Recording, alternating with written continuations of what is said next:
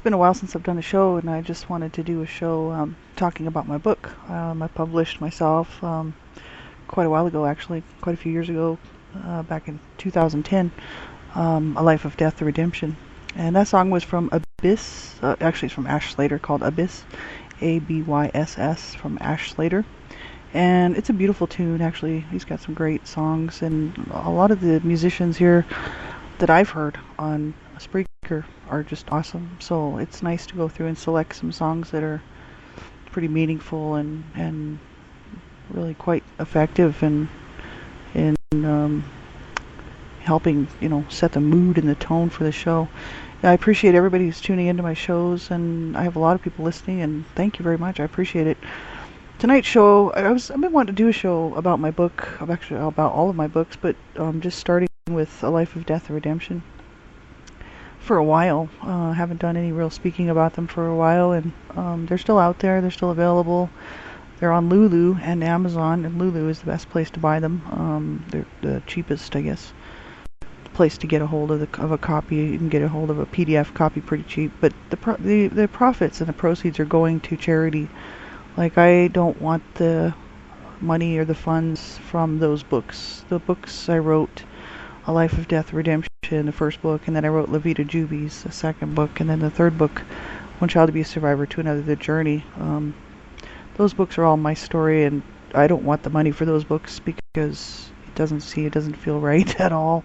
Those books were written to help promote education and awareness, basically to bring to light what it is to be abused and grow up in a dysfunctional home and full of domestic violence, which culminated in huge family problems and problems with the siblings and drug abuse and suicide and horrible stuff. And so I just really wanted my books to be out there for people, who are interested in learning more about what it would be to grow up in a home like that, and also for other survivors to be a voice for those people and those children, whose voices are silenced and who will be silenced and who won't be able to speak out about what happened to them. And really, it's just something that I felt moved to do, and I wanted to get it out to as many people as possible. I started out writing my book, A Life of Death, The Redemption, as a blog. It was a public-facing blog, and I was posting it everywhere. I wanted everybody to see it,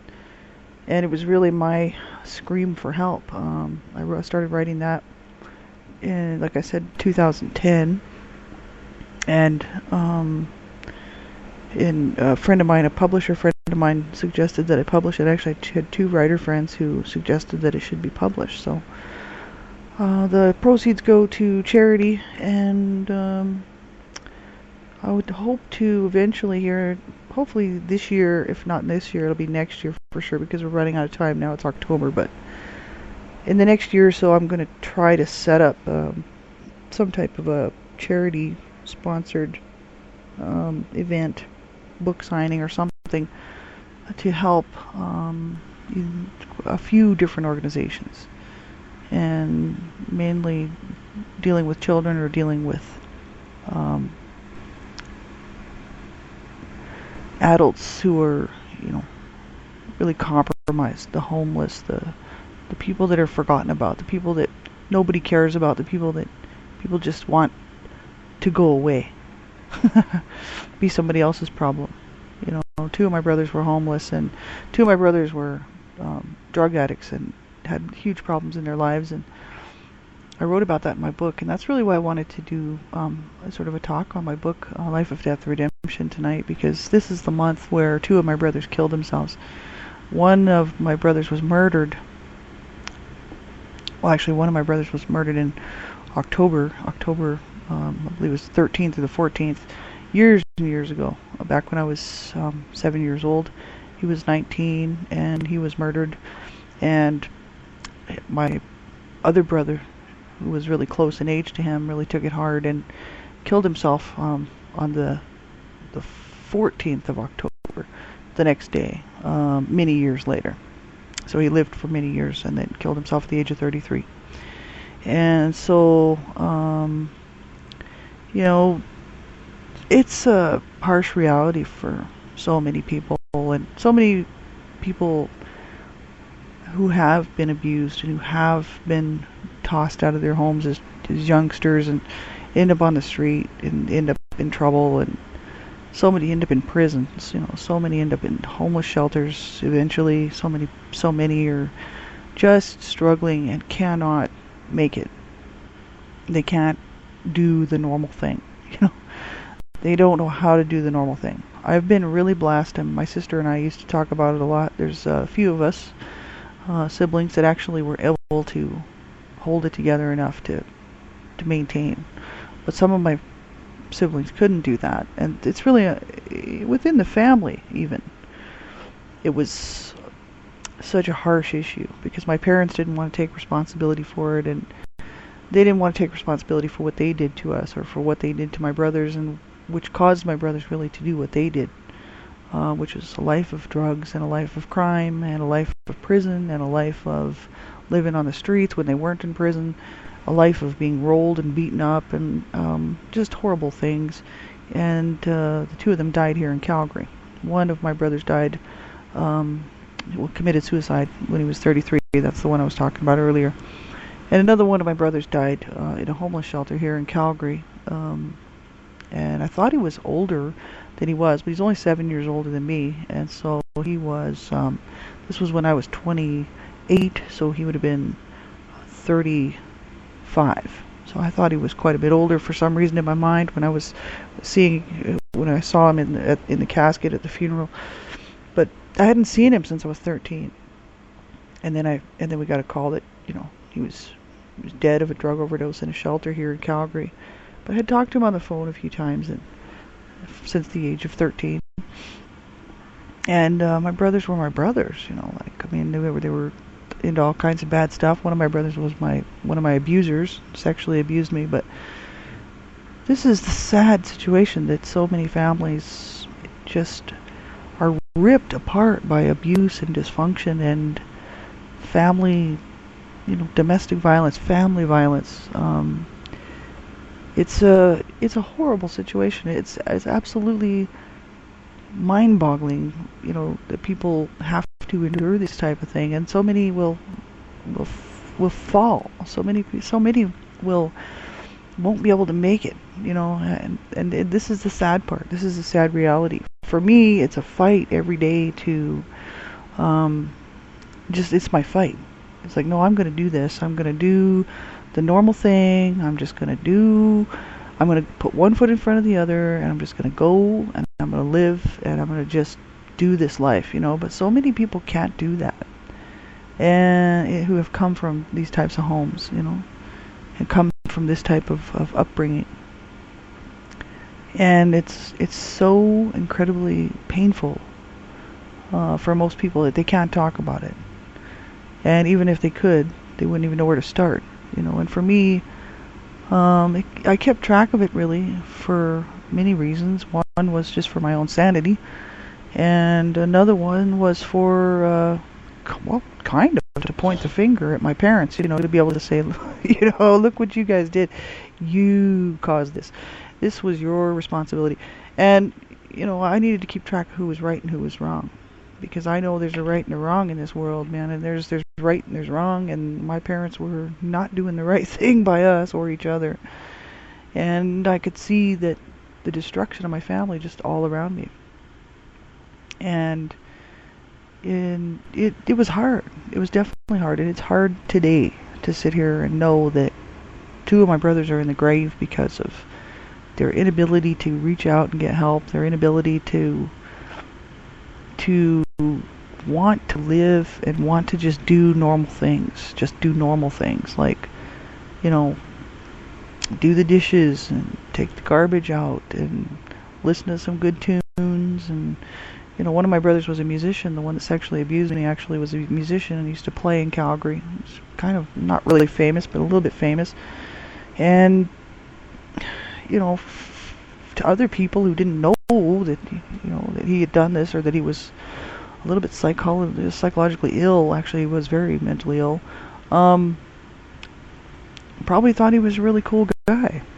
It's like, it's psychotic. I mean, it's like it's just bizarre. It's like my parents. They had lots of friends.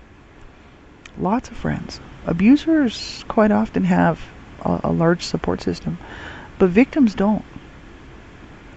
And that's the sad part, is that there's so many people out there who will not get help. They just won't. They can't do it for whatever reason. One of my brothers died in a shelter here in Calgary. Was He had just had so much brain damage from nearly dying so many times from drug overdoses was his main problem. He was just a really heavy duty, extremely heavy duty drug user. And he died one time on the kitchen floor in front of us, and the paramedics, we had to call the ambulance right away because he was dying. And I was, this was right before he moved to Canada. He got booted out of the United States. We were all living in the States, and I mentioned all this in my book, and this is all kind of just a brief talk about my book here tonight. But he was pronounced dead on the scene, but they brought him back to life, and he had a lot of brain damage after that. He never really was quite right in the first place, but then he really wasn't right after that. And he just had a hard time at life, and he came up to Canada, and he thought he could do it. He thought he could make it. He thought that he could live and not die, right? But he couldn't get off the drugs, and he wouldn't get off the drugs. He went to prison, some pretty minor stuff actually, but did some prison time. He actually graduated in prison, got his diploma and everything, which is really cool. Thought he was gonna, had plans to try to straighten up his life and stuff, and then a few short years later died in a shelter, in a homeless shelter here in Calgary. So I'd like to at some point donate the proceeds to my books, from my books signing, sort of an event held for suicide and for the homeless people here in Calgary, because these people all have families somewhere, or they did. And the sad part is that many families will reject siblings and family members who can't do it, and because for many reasons. One of my brothers, who's still living actually today, I think, I don't talk to him anymore, but he did well for himself. He was married, had one kid, and they had a kid, and they did quite good for themselves. And he's still an interesting sort of a person, but he did manage to, probably because of his wife, stay on the straight and narrow. And he tried to help my brothers out, and he couldn't do it. And he always felt that he had somehow failed them, and because he couldn't do it, and because they chose to kill themselves, right? And so he's jaded because of that, right? And some of my other family members refused to even admit that my brothers were actually their brothers. Some of my other siblings were like, no, I don't have brothers by those names. They do not exist in my life. And I just completely, ignored it and totally disowned them as family members. And this is it within an abusive, dysfunctional family. So there you go. It's not your normal, loving, caring family, right? I mean, we're talking, this is a family that's really, had no chance at all of ever being anywhere remotely somewhat normal and compassionate. We're still like that today. That's why we're all separated, except for there's a few, because they're living in a pretend false world that they can pretend. And in pretending, they can sort of make it work, which is what we all tried to do for a long time.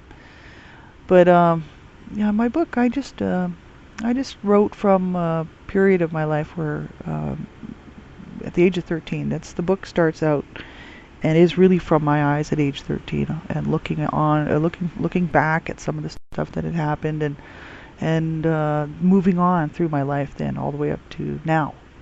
And so it's not a book just about abuse, it's not a book he did this and then she did that, and they did this and they hit me, and it's not a book like that. It's a book about relationships, familial relationships, and the lack of real clear boundaries, and the lack of respect for a person's, really just for a person's life, dignity. It's a book that really shows clearly what abuse does to people and what abusers do to people and what they get away with, and what so many people in abusive situations will do is not get help even when help is offered. And I wanted to present my story because it's very important, for people to realize that just because there's help out there doesn't mean that people are going to reach out for help. And even when it's sort of forced upon them, they still won't quite often accept it. And unless it's like they have to go to jail unless they do it. Now, my parents were both brought up on charges, on child abuse charges, and both of them were dragged into court. And they were court ordered. This is back in the late 60s.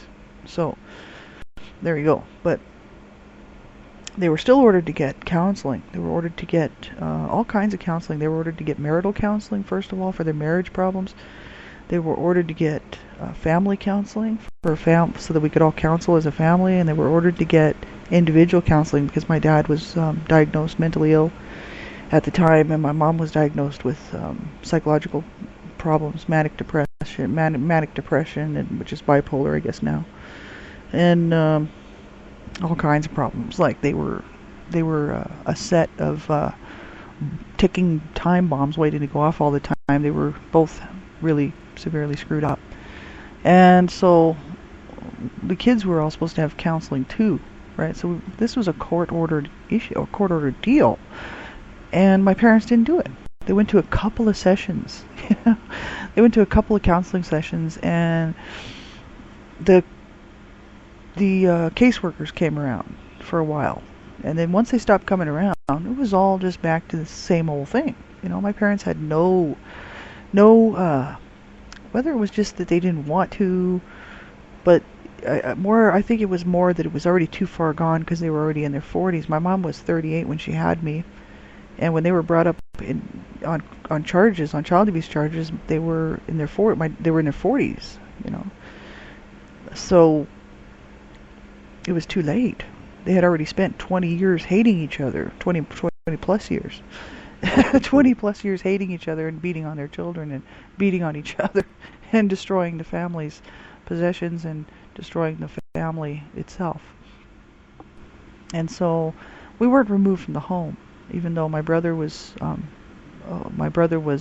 beaten up and everything, and he told the police he was afraid to go home. He was afraid for his life, and he really was. And we weren't removed from our homes. That just tells you right there that back in the 60s, even today, really, they don't remove children. That's why children die. But even then, they didn't do it either, right? So we were allowed to stay in the home. And no, it was not enforced. There was no enforcement to this stuff. And my mom, she had options. She could have got out. And my older siblings, I remember distinctly. I remember the conversation. I was cognitive enough to know what was going on. And this was back when I was like 5, 6, 7 years old. My older siblings would tell my mom, you can go, you can leave, and you get out, and leave the kids, whatever. Just leave all of us, because I'm the last of 7 kids, right? And they were like, just leave us and just go, get out, right? Well, she wouldn't leave. And she wouldn't even take us with her. So she wouldn't go, period. So, yeah, my parents stayed together and continued to hate each other and continued to cause a whole lifetime of pain and destruction for their 7 children. And some of my family members think it's perfectly okay what my parents did to each other. And what they did to us, and some of my siblings just think it's great. It's okay to go ahead and rape people, and you can beat people up, and you can do whatever you want. There's several of my siblings that are living. There's only a few living now, but that's the ones that are living, that are in complete denial. Like, they think it's fine that my dad did what he did to my mother and to my siblings. They just think it's great. If you ask them today, oh yeah, no, it's fine. It's okay that my dad beat on my mother and raped her and hurt her, and that he did what he did to his children. And they think it's perfectly okay that my mother bashed my head in with a rolling pin and beat on me on a regular basis. They think that's okay, right? That's because they're sick. There's something wrong with people that think like that, right? There's something wrong with people that agree that abuse is okay. It is not okay. It never will be okay. And there's a lot of people out here running around today who have nowhere to go, no one to turn to. And I mean, there's a lot of kids out here. There's a lot of youth and children out on the streets that have nowhere to go. And people say, why don't they just go home? I hear this comment. I've heard this comment by people before, and it makes me laugh. I just sit there and I go, well, you know what? If you could see what was going on in their home, maybe you'd understand maybe why they don't want to go home. They might be safer on the street, actually, which is pathetic, but true. And, we don't know. I do. I've been there, man. But we don't know what every case, what every situation is like. These children's lives may be being threatened, Not every kid is out there just because they don't want to obey the rules of the house, right? Not every kid is out there because they just don't like what's going on at home and they're bored and they just want to go hang with their friends. Not every kid is out there because of that. There's many, many children and youth out on the streets right now because it's safer to them in their own minds to be out there. And possibly it is. Which it is never safe to be on the streets either, right? But I hope to be able to do some work, like in the future, especially this next year coming up, because I'm really starting to change my focal point. And I've had, I have to work. Like I don't have any money. Excuse me. I'm just like one of these broke people. And so I've got, I came from an abusive home. Like, what do you expect? You know what I mean? Like I'm just making it. And money's never been all that important to me. You know what I mean? Like, I'm not out to get money and run over people to grab money and positions and stuff like that. I mean, I just live the best I can. And so I don't have a lot of money, you know what I mean? But I wish I did. But I don't. And so unfortunately, I have to work for a living. And that takes a lot of my time. I was just now working at a job that was taking up 12 hours, pretty much 11 to 12 hours of my day. On top of my other stuff that I do, which is studying for a bachelor degree right now. And so I haven't had a lot of time to do any kind of real work, that I really want to do, which is get involved locally and get involved nationally, really, and help make a difference in this mess for these kids out here, especially for these kids out here, but also so that the homeless today, the homeless adults on the street today know that they're not forgotten and that they are my brothers and sisters. Like, it's absolutely unacceptable that I did a show not too long ago on this on Spreaker called Throwaways. You can listen to it if you want to. Because this issue just breaks my heart. It just breaks my heart. It's like me. People say, "Why didn't you run away? You could have run away." I used to leave the house for periods of time, but I was never called in as a runaway because my parents wouldn't call me in as a runaway because they didn't care if I left or not. They were glad to see me go. They were like, "Good, she's gone. Rotten little piece of, So they were either throwing me out of the house or they were happy I wasn't home. So I wasn't wanted, right? There's a lot of kids out there that are not reported as runaways because they're not wanted, and the parents don't mind if the police come by to say, well, how come you didn't report her as missing? They would just say something like, well, because I thought that she was over at so-and-so's house. That's where she, you know what I mean? They just lie because they don't care, right? There's so many people out there that don't care about their kids, and they don't care where they are. They don't care if they're dead. They don't care if they're alive. My brother, I'll just mention this, my brother that died in the shelter, Howard, he was, like I said, he was 35 years old. The year before, actually 4 months before, he had phoned home and he wanted to come to have Christmas with my mom and myself and my dad in New Mexico. He wanted to come home for Christmas. And he's a 35-year-old man, 34-year-old man crying on the phone. I would really want to come home this year to be with the family. Like, the family. Like, what family? Like, there was no family. You know what I mean? But in his mind, there really was still a family. And that, we would be having Christmas. And he wanted to be home for Christmas. My mother wouldn't even talk to him on the phone. She wouldn't even talk to him. And I told him, so I put the phone down and I said, hold on, bro. And I told my mom, I said, I'll pay for half his plane ticket if you can pay for his other half of his plane ticket to come from Calgary to Albuquerque. And my mother said, no, he'll just cause problems for me. So I told him, I said, bro, I'm sorry, we don't have the money right now to have you come down, I had to make up some sort of excuse, right? Well, 4 months later, he was dead in his shelter. He died. He died with the knowing that his mother, that his own mother, did not want him. You know, like this breaks my heart. That's why I want people to read my books, and I don't expect you to pay the $14 for the actual book, but I would get the PDF.